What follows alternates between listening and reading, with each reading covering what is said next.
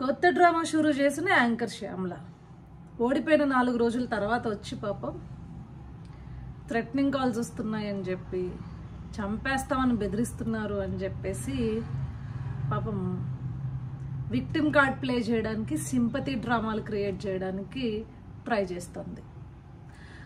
అదేదో rave party గురించి ఏదో ట్రోల్స్ చేశారని గబగబా వెళ్ళిపోయి కంప్లైంట్లు ఇచ్చావు కదా, పరువు నష్టం దావాలు వేస్తా అన్నావు కదా.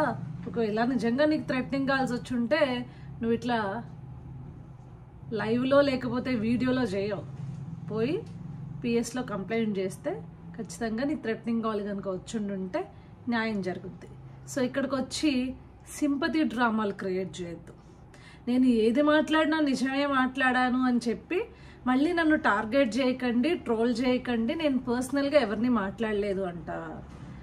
నువ్వు పవన్ కళ్యాణ్ గారి పైన వ్యాఖ్యలు చేసింది తెలీదా, లేకపోతే పిల్లి పిట్ట కథలు చెప్పేసి తెలుగుదేశం పార్టీ నాయకుడు చంద్రబాబు నాయుడు గారిని కానీ లేకపోతే పవన్ కళ్యాణ్ గారిని కానీ ఏ రకంగా సంబోధించావో గుర్తులేదనుకుంటున్నావా?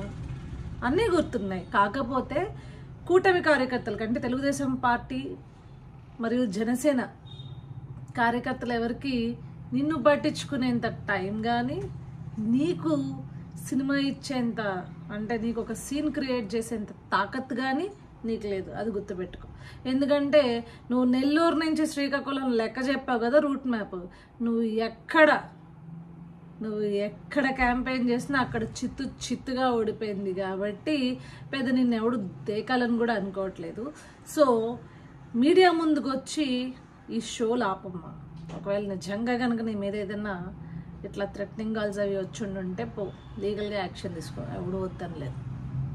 అదే కానీ అంతేగాని మా పార్టీ తెలుగుదేశం పార్టీ మరియు జనసేన పార్టీల దగ్గర నుంచి ఇట్లా కార్యకర్తల దగ్గర నుంచి ఇట్లాంటి కాల్స్ వస్తున్నాయని చెప్పేసి మీడియా ముందుకు వచ్చి సొళ్ళు పురాణాలు చెప్పి డ్రామాలు చేయొద్దు.